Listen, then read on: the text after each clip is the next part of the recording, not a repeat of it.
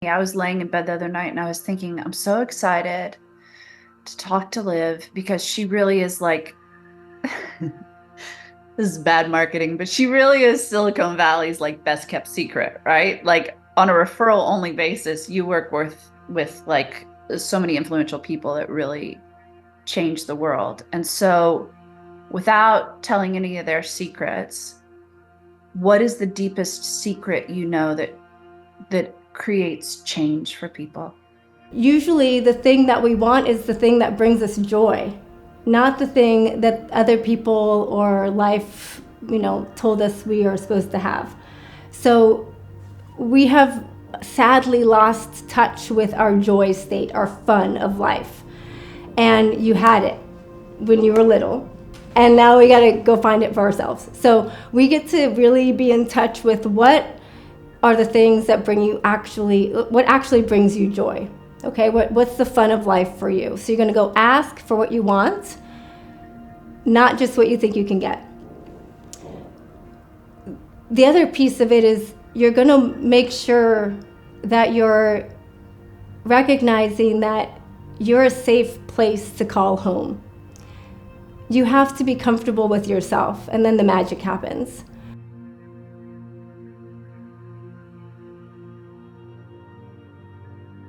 I think your superhero power, though, is that you hear things that other people don't hear. So, yes, you tell me if you're able to teach other people to hear it, but I also know if people talk to you, you hear it for them in an instant. I think it takes you about, maybe it's longer than 8 seconds. I won't just try to say nice things about you. How long does it take you to hear it for someone else? If they are willing to say, and I am willing to change in order to get that, 2 seconds. Like, yes, let's do this. I can't even wait. If they come to me though and say, I want everything around me to change, and I want my husband to change and my kids to change, and I want it to always be sunny outside, and I need a bigger house, and I don't want to do anything to change that, and if only, I can't help them. I wish I could. Like, if I could just do life for people, like, it would be great. People have to take radical responsibility and say, I'm actually the only one that needs to change. It's more freeing that way, actually, if you think about it, really. All of the other things, like life, that would be a lot of things to change. The only thing that needs to change is you. If somebody is coming to me and says, hey, I want this, here's my vision, here's the picture of my life, my highest self looks like this. And I can say, yep, that's right. That's right. You got it. That's you.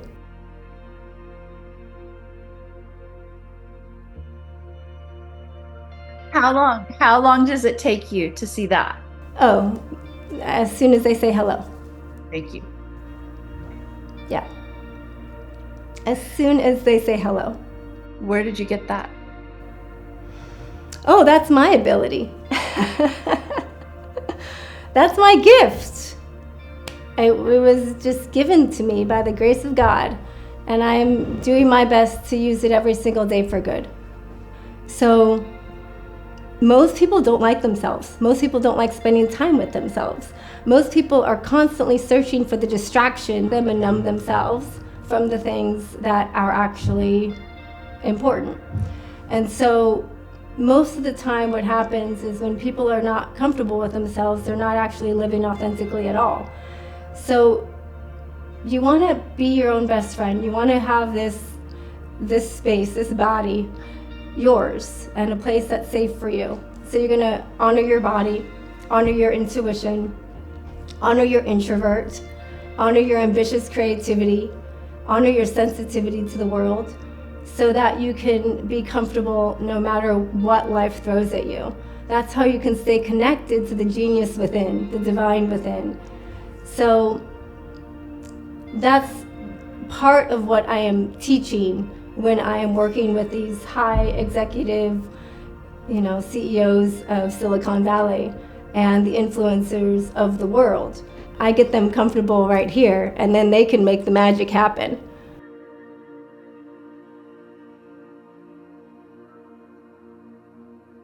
what is the like rawest truth of a story where you've changed someone and you feel like you're home? Hmm.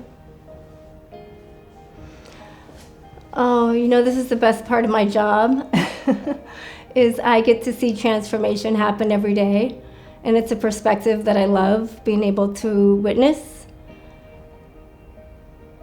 I think that I had a client who came to me in tears.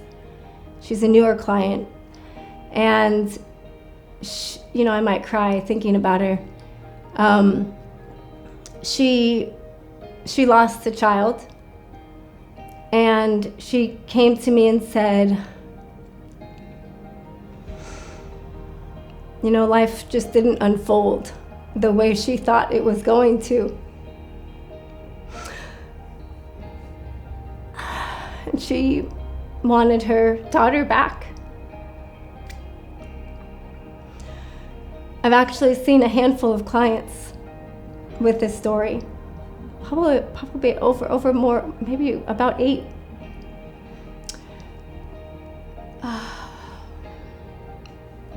So here's the heart of life, right? You lost a child. How do you deal with that? And so here's the circumstance that life dropped in her lap. So what is she going to do with that? She can continue to be sad. She can continue to feel like life did her wrong. She can continue to be judgmental and bitter and angry at the world. Or she can get in touch with her divine goodness and turn this horrible thing into a gift, an offering, or an opportunity. And that's what she did. So when I am meeting with these families who've had such heartache and pain in their life from loss, betrayal, grief, whatever life has thrown at them, when I'm giving them the tools needed to do it a different way, life unfolds for them in a beautiful way. And so I'm not trying to sugarcoat anything or make it so that life is always easy. It's not going to be easy. That's not the point. It's more about how you're going to meet it and what are you going to make out of it. That narrative change is priceless, right? Yeah, it's everything.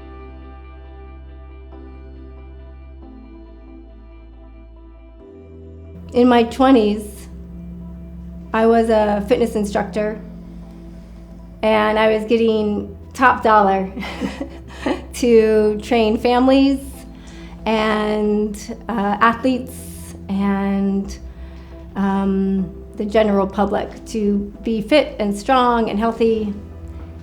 And I was getting sponsorships by top brands. I was overtraining and feeling very untethered, feeling very terrified of life a lot of the time, and not able to be okay with my emotions. So if we think about our emotions like a spectrum, I was good like about right here, like I'm fine, I'm good.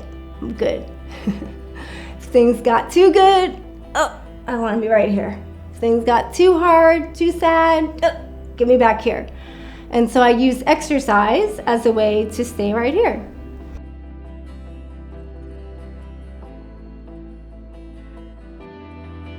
It was not easy to be me, even though from the outside it looked like everything was great.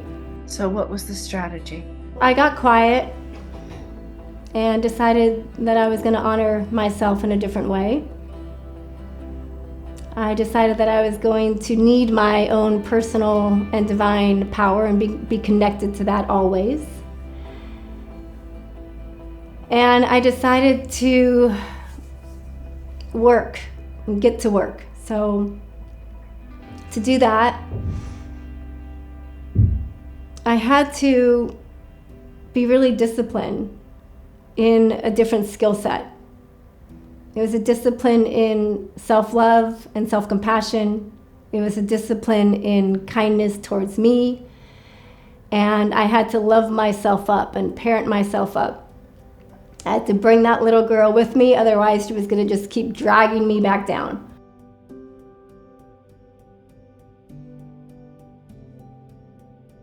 I created this environment around me so that it was almost impossible not to show up for myself in a healthier way. I decided to actually listen to my intuition above all else, to be honest and authentic with myself above all else. And that's what got me feeling really good. I had to learn to stop complaining, and I had to create my own personal philosophy statement that I would come back to remind myself who I am and why I'm here and what matters. And so when I found myself playing victim and telling an old story that was no longer mine, I had to take a pause, take a breath, possibly move my body around, take a smile, look up at the sky, take a moment, put my hand on my heart, and say, no, I choose unconditional happiness. I choose unconditional joy.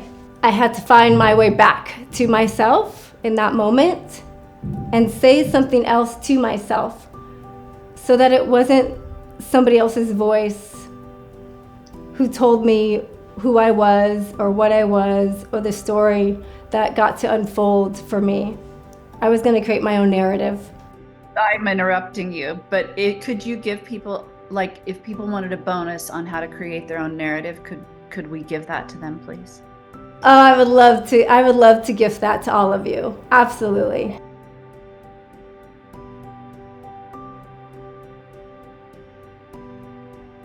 Talk about some of the work you do around your collective, or some of the work that you do to turn the tide for good. Talk about your heart for that, please.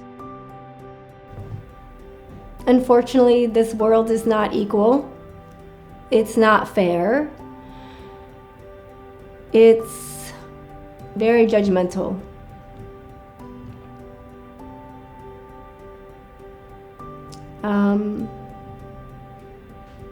I'll say, I know so many Black women who are the most intelligent people I've met on the planet.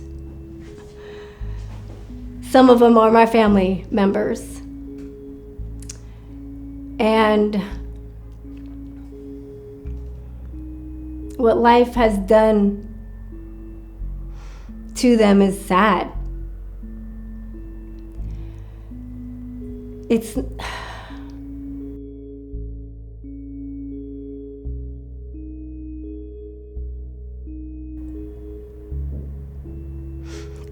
not just sad, it's terrible.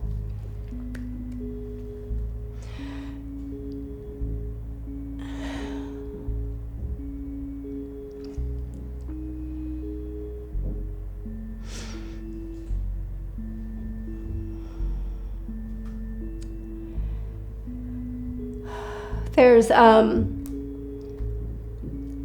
something wonderful though happening in our world right now. There's this pull towards lightness and awakening that I think so many people of all races are being called. There's a calling, there's a vibration, there's an energy happening. You feel that, yeah? There's a different reality we can live by, a different song we can sing to that is more equitable for all of us. And so It's not just about the Oprahs of the world doing good. It's actually about how can you just do good? How can you do your part? Because if you have something to give, why are you not giving it? If you can choose kindness, why wouldn't you choose kindness?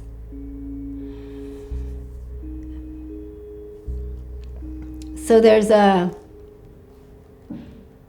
divide that my hope is for us all to do better and decide to love more fully just the human race. And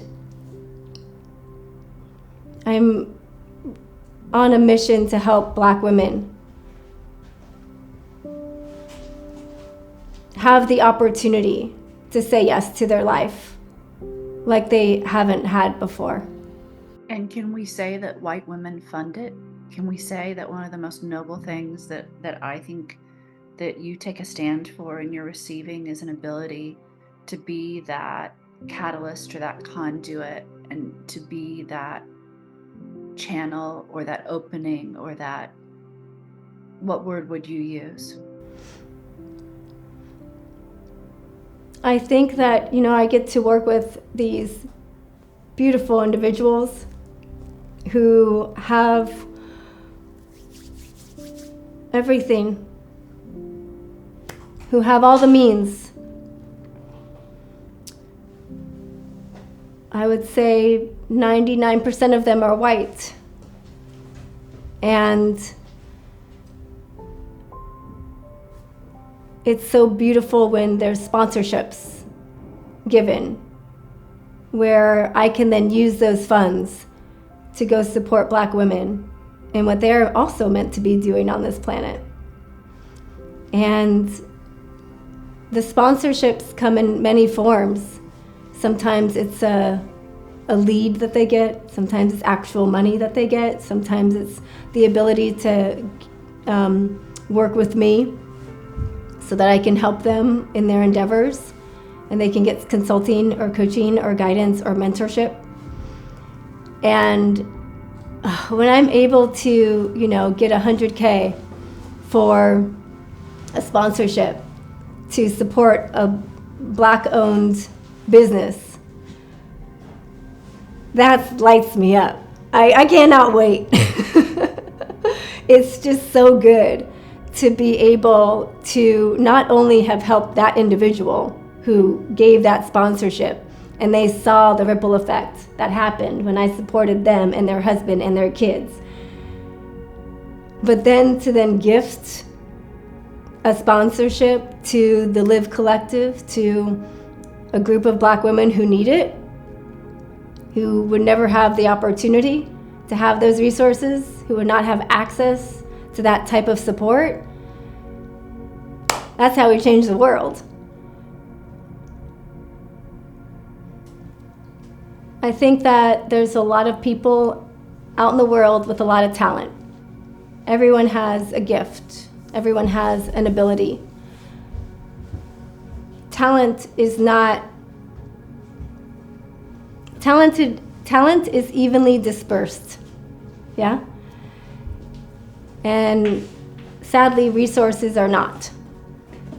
So my hope in some of the work that I get to do is to be able to make sure that everyone has the opportunity for empowerment, to be connected to their spiritual self, to be connected to their good, to be connected to their highest purpose. And, I think that there's a lot of people who want to be able to use their ability for good, but they do not have the means and the resources that all of us maybe have, or that some people have. And so when I'm able to support a business or an individual who has this hunger for life, who's ready, who's already running, but they want to sprint. It's just the best to say, here it is. Here's what you do. Here's how you get there. Go faster. Go do the thing. Go fly. And it's so fun for me to be able to give people the opportunity where there maybe wasn't one before, to go do their gifts even bigger than they thought imaginable.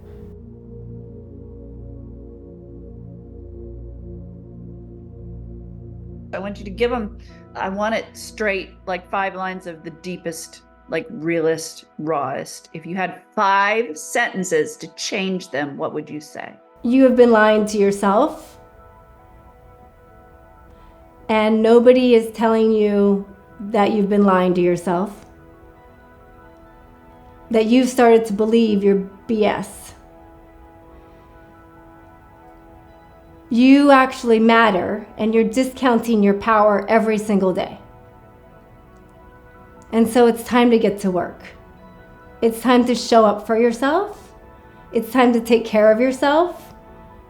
It's time to stop with all of the distractions and the avoidance and the addictions you've got going on, so that you can actually feel good here, and then you can make a difference out in the world. The problem here is that you think it's going to take too much time. You think you're not going to be good enough. You think you're going to fall short. You think that you're going to lose all your friends and be a hermit. And none of that is true. Your job is to get after life and be hungry for life, to be connected to your life force, to say, what the heck do I need to be up to right now? My hope is actually you think about death more.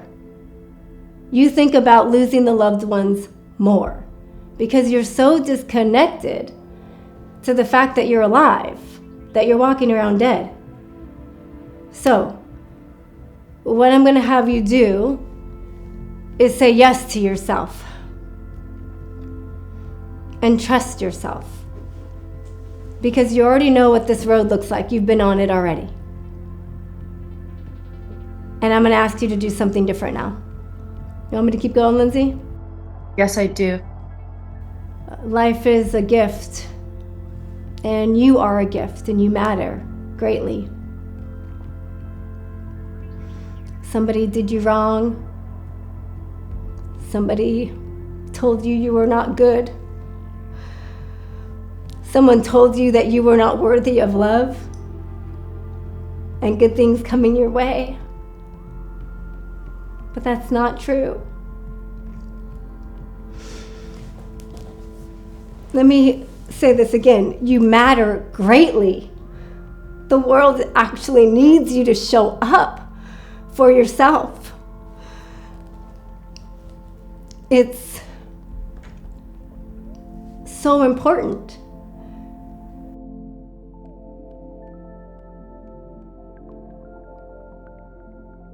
So, all of this that you're doing in your days, you are being so mean to the people you say you love. You're upset about the wars happening abroad, but then you come home and you're so cruel in your words and in your actions to the people you love. That has to stop. You end your days numbing yourself instead of remembering yourself.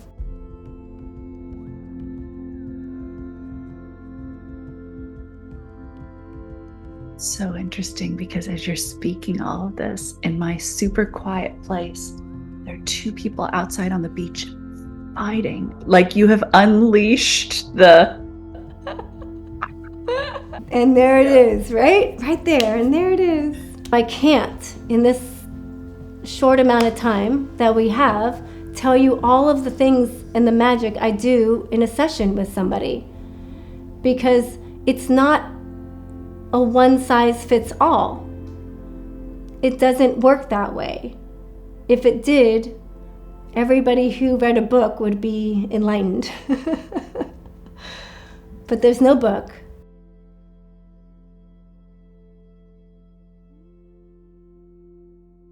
Talk to me about joy. Marianne says, and it's totally, I'll have to look it up and credit her appropriately, but she says that addicts like anesthetize joy in one of her books. It's not a direct quote. So talk to me about, and it may be the same thing, but how do we feel good? You have to recognize that you have to want to feel good. And to feel good is it's a choice, okay? You have to choose to feel good. We're actually meant to be quite happy. We're actually meant to be not just happy, but very blissful and enjoying our days in this life. The profundity of you is just quite powerful. Well, I'm so thankful that you joined us today. And I think it's just like, A, the bonus is utterly genius. I want it myself. And B, if people want to talk to you all and figure out in 8 seconds the whole thing, they can click the link. Yeah. Absolutely. Absolutely.